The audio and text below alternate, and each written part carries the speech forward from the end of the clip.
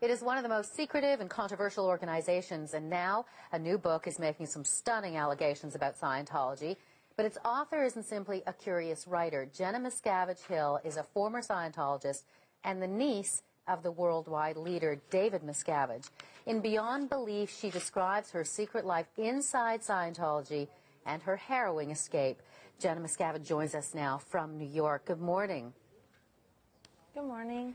You know, so many people have tried in the past to lift the veil of secrecy on this. Nobody's been able to do it like you have. Since this book has been published, what's the reaction been from anybody who knows Scientology? And are you worried, or were you worried, that they'd come after you? Well, the reactions that I've heard have been good, especially, you know, I mean, from friends, obviously, but people who have been in Scientology. You know, they've told me that it really sort of explains the hold that they have on your mind. And, I mean, as far as if I'm afraid of them coming after me, not really. I mean, in the past, I've been followed. They've tried to get my parents-in-law to stop talking to us. But, you know, they failed in those things. And so I'm not scared. I mean, I have an important message to tell, and I'm going to do it regardless of any intimidation they put out there.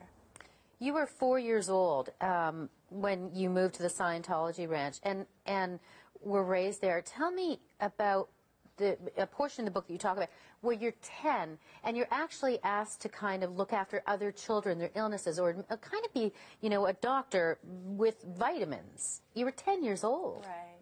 Right. Yes, yeah, that actually started when I was even younger, from when I was 6 and all the way until I was 12. I mean, that's what was normal. We were treated like adults. In Scientology, they believe that you are a spirit who lives lifetime after lifetime, and so even though you have the body of a child, you've really been around for billions of years. And so we were treated like adults and given responsibilities like adults. And as you say, that, you know, been around for billions of years, tell me about the contract, the billion-year contract, and what that was all about that you had to sign. Yes, there is an organization within the Church of Scientology, it's clergy, so to speak, called the Sea Organization, which is a paramilitary organization. You sign a billion-year contract. Members sign a billion-year contract.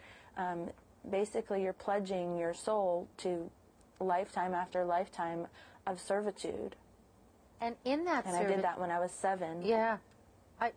One of the things that I also found, well, there's so many startling things in your book, but you talk about how the children, you among them, had to go and do, you know, hard labor, actually hauling rocks. Yes, absolutely.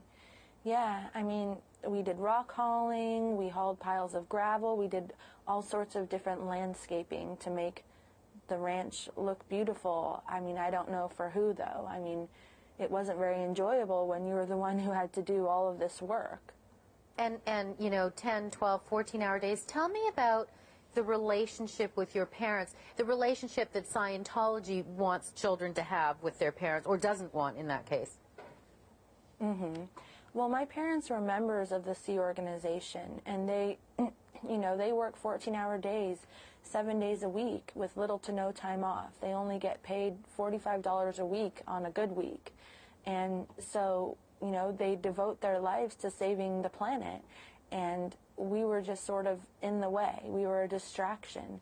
And so we were sent to this boarding school, which was run like a military organization, and we only saw our parents once a week for a few hours. At that time, did you have a sense, because you were so young, but did you have a sense that this isn't right, that you wanted to spend more time with your parents? Right. I mean, I knew that I felt lonely and I felt sad, that I wanted to see them more, but at the same time that's what was happening with all of the other kids who were there as well. And so I thought I was weird or I was weak-minded, and it was just hard to work everything out in my own mind. You know, you also talk about your Aunt Shelley, who's David Miscavige's wife, who hasn't been seen since 2007. What do you think happened to her? I mean, the truth is that I honestly don't know.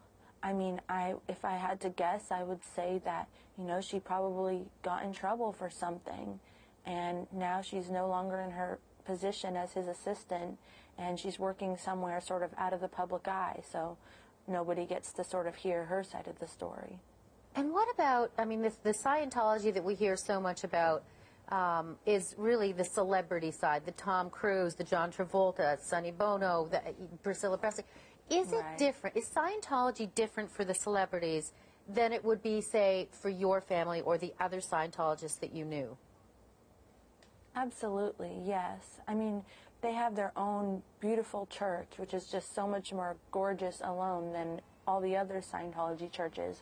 They have secret entrances, they have their own special classrooms, they have only the most highly trained counselors, and they aren't continually hounded for donations like the average Scientologist is.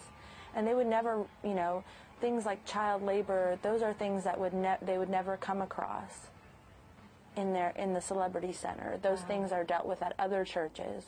How did you ever get the strength to leave? Well, it was a long process, you know. Obviously, it was a whole lifetime of experiences. Before we left, we had actually a year, we were sent on a mission to Australia, and we were able to experience a little bit of the outside world. I mean, we were still on a church mission, so we were still controlled, but we were able to see glimpses of normal life. And then going back after that, it really just put everything in plain view, you know, everything that was going on there, from sleep deprivation to food deprivation to verbal abuse, physical abuse. I just couldn't ignore it anymore. I had to get out of there. This is just a stunning account and a page turner. I know we've only scratched the surface, but I am happy that you were able to come on and talk a little bit about the book with us this morning. Thank you, Jenna. Thank you.